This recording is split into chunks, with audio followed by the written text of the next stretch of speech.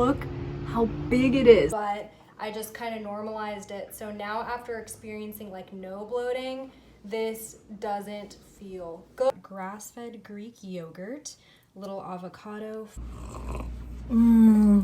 Just got back from the gym and I wanted to just catch you up about how the summer of eating almost all carnivore has been going for me, and then also what I'll be diving into and experimenting with in these next few weeks. So basically this summer I dove full on into carnivore. I even did a week of just ribeye only, which I have a video on, which was seriously a truly healing and mind-blowing experience. I really do recommend for people who are diving deeper into your health journeys, especially with mental health and then also gut healing, to try something like the ultimate elimination diet, which for me was the ribeye only. So with that, I pretty much took out all fiber, all carb sources, and I experienced, probably for the first time in my life that I could remember, no gas, no indigestion. Face was super clear even throughout my cycle. My energy, I feel like, could still have been more optimal, but there's a lot of variables. The summer was super stressful for me work-wise, and I also feel like my body was getting really adjusted to a more ketogenic state. Another benefit I noticed was that my period cycle has been the most on point it's ever been, including symptoms, including flow. It's fully in sync with the full moon, which I am so grateful for. Now, here's my dilemma. There's so many different research and debates about whether this lifestyle is sustainable and whether it's for everybody. And bio-individuality is really important to address here. Everyone's going to be different, but I also believe that humans have a species-appropriate diet, and all research leads to the fact that we evolved through eating more animal foods. That's what got us to being highly intelligent and evolved, right? So it is clear that we can not only survive, but maybe even thrive off a ketogenic state and eating fully carnivore. However, I've seen a lot of research that points to, especially for women, that including carbohydrates and maybe even carb cycling could be very beneficial. And when I talk about carbs, I'm talking about whole food carbs and as primal as possible. So we're talking seasonal, local fruit, and then also root vegetables, something like beets or sweet potatoes, things like that. As I dive into this experiment, I'm going to be experimenting with incorporating different types of primal style carb sources, and I'll be cycling them throughout, still listening to my body, but also really being open to including things like fruits, honey, root vegetables. As far as sustainability and earth regeneration goes, if you are taking the animal-based carnivore approach, there's no question that in order to have this be more sustainable for the planet and for yourself and your own health, sourcing from a regenerative farm is the best way to go. You're literally putting your money towards regenerating the earth, you're helping the soil, and you know that you're getting a quality animal food rather than, a product of factory farming, like mass production of these animals, which aren't treated the best and they're not grown in their best way and they're not eating their ancestral diet.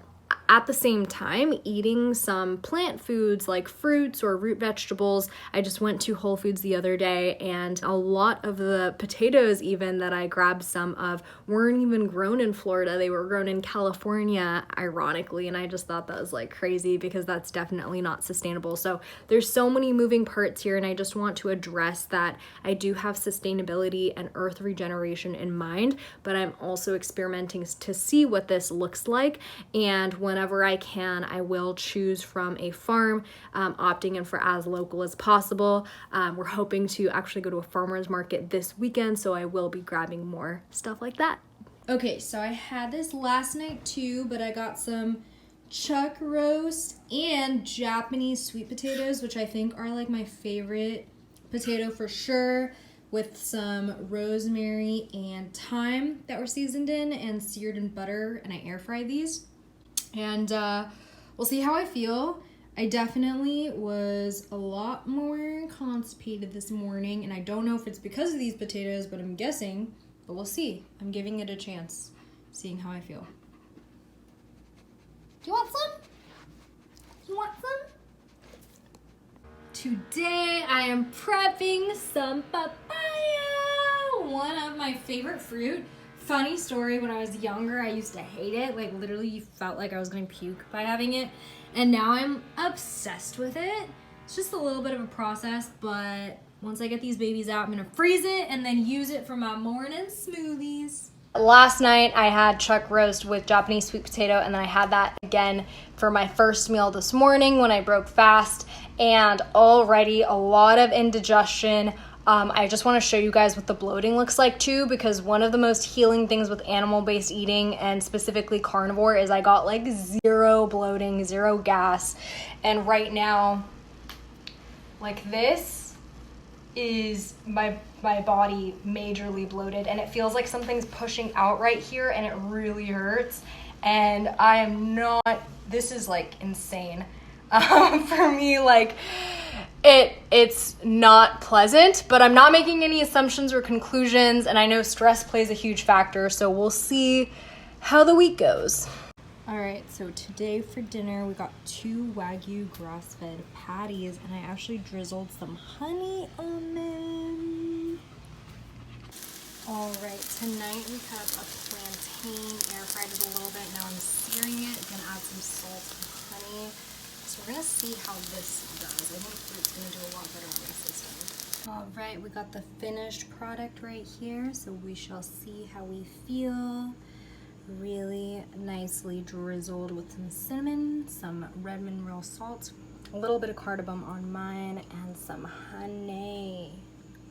All right, so I'm feeling a lot better, but I wanted to give you guys a quick update. It's a few days later after I try to incorporate the Japanese sweet potato into 2 of my meals. I want to also mention that stress plays a huge factor, and that's something that I'm just riding a wave through right now, so that definitely could be the case. But regardless, my stomach was in knots. I was having pain right here, massive bloating, which I showed you, and that feels a lot better because yesterday I just felt really called to go back to as carnivore as possible. So I had a Wagyu grass-fed patty, some bone marrow, I had some picanha at night, and then I did have just half of a plantain with some honey just as kind of like a dessert, and I wanted to see how more of a fruit would do, and I felt totally fine today. I did wake up with less bloating, still some bloating more than usual, but feeling a lot better. So I'll keep you posted, but yeah, I'm just gonna keep writing it. I think the root vegetables are probably a lot more harsh. They're a complex carbohydrate. They have a lot more nutrients to work through, and they're pretty hard in the raw form, so I had to really like cook it and bake it. All right, so this is my office setup, by the way. But this is my dinner for today, trying something really new. I got avocado. I haven't had avocado in a minute. I used to not be able to go like a single day without avocado, and I had to kind of like bring myself to eat the avocado. And then I got sardines, but I put some honey on it, and then a little sea salt on the avocado. So we're gonna mash this up and devour it. This here is my pro-metabolic smoothie. I've got papaya, frozen banana, some oranges, avocado, and then I have collagen powder, which is grass-fed bovine collagen powder, and a little sprinkle of salt, and then just water as the base. And I'm so excited. This is gonna be so good. We got that finished product. So creamy. All right, so today we are at the Coconut Grove Farmers Market.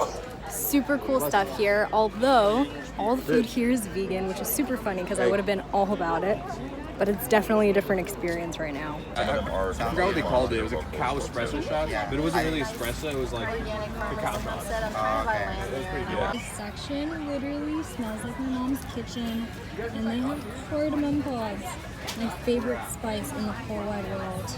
Avocado up. It's crazy. Instead of brewing it with heat, you know, where like it's like hot and like. All right, so the farmer's market was a success. It's a few hours later, actually. It was just so hot. We ended up getting some food afterwards in the Coconut Grove area, but I'm definitely coming back to that farmer's market. Such a good vibe, such good energy, and so much amazing fruit. Literally was so great.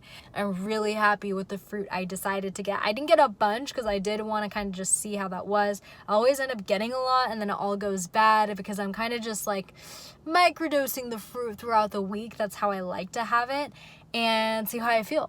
So you guys, we went to the farmer's market in Coconut Grove in Miami, and I'm most stoked about this avocado. I don't know how long it's gonna take to get ripe, but look how big it is. These are the ones that get like so buttery and creamy inside. And then this fruit, I am so excited to open. I've had this in India before. I'm blanking out on the name. It's gonna be so good. And then nothing beats a mango. Yum, yum, yum. Okay, I'm giving potatoes another try. These are sweet potatoes and then ancestral bison meatballs. Oh my gosh, guys. Look at this. I bought this from the farmer's market.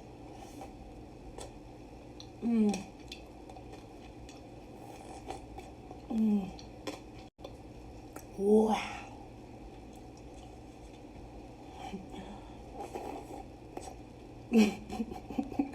Yo, this is mine. No.